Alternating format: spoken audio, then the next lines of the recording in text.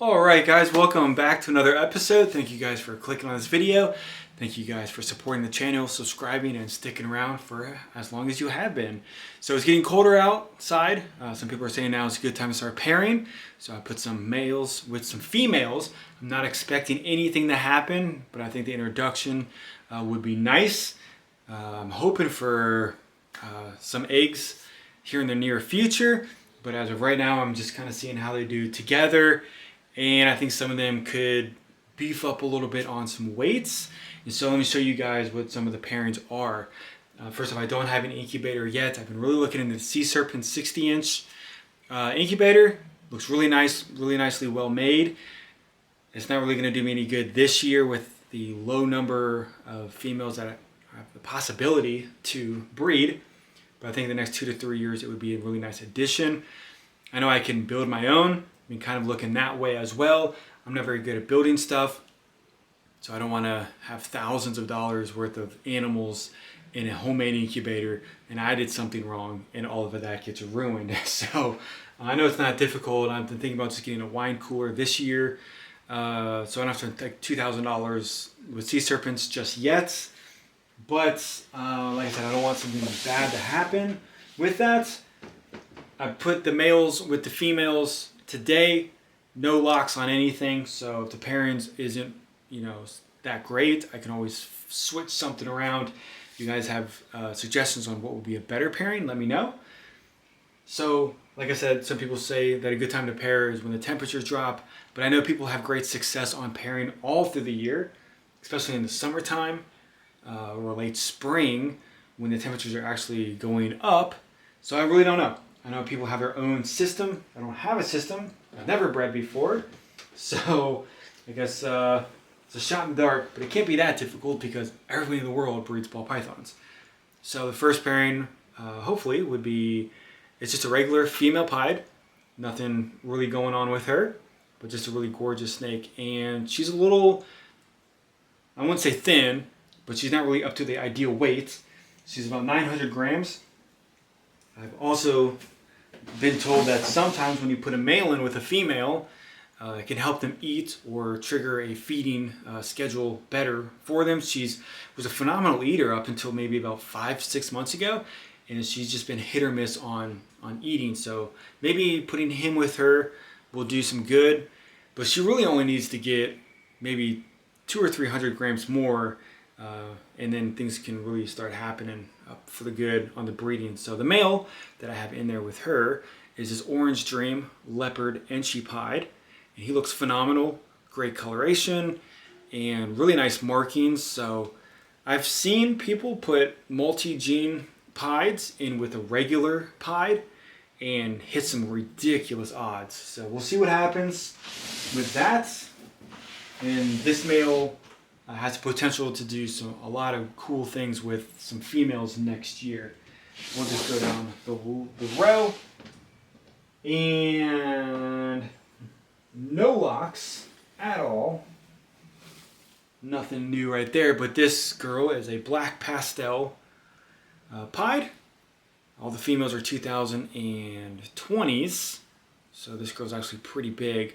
A lot of cool markings on her. Every time she sheds, she gets more and more of these black spots on her, which is awesome. Looking forward to what she can do in the future. And as of right now, I just have this male in there with her. So this is a mahogany pied. Really pretty snake.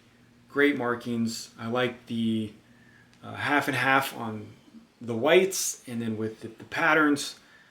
Hopefully can hit on some black pastel mahogany pieds. That would be phenomenal. And then we'll move over here. So I do have the albinos. I have a male and a female albino.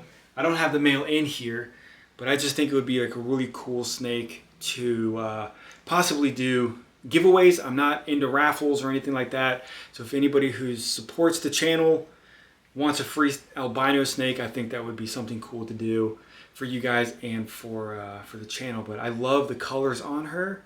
I love the patterns on her, and the male, it looks just as good. Super bright.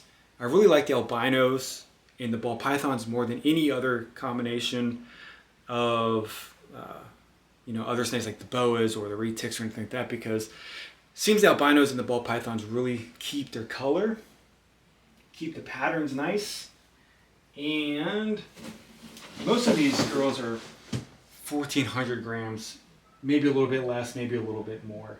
But this is one that I'm getting pretty excited about. This girl right here is the pastel clown. Really pretty snake, gorgeous colorations on her. And she's faded some since she was a baby, but there's a lot of stuff you can add into pastel to brighten them up, keep that color and keep the patterns, but she looks phenomenal as is.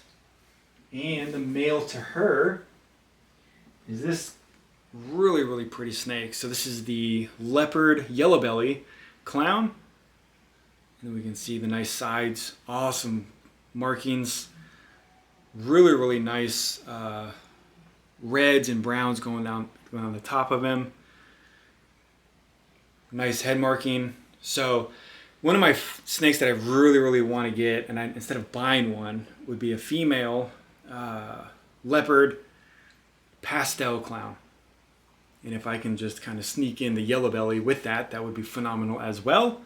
But anything can happen when pairing in the combos, so super excited about this one.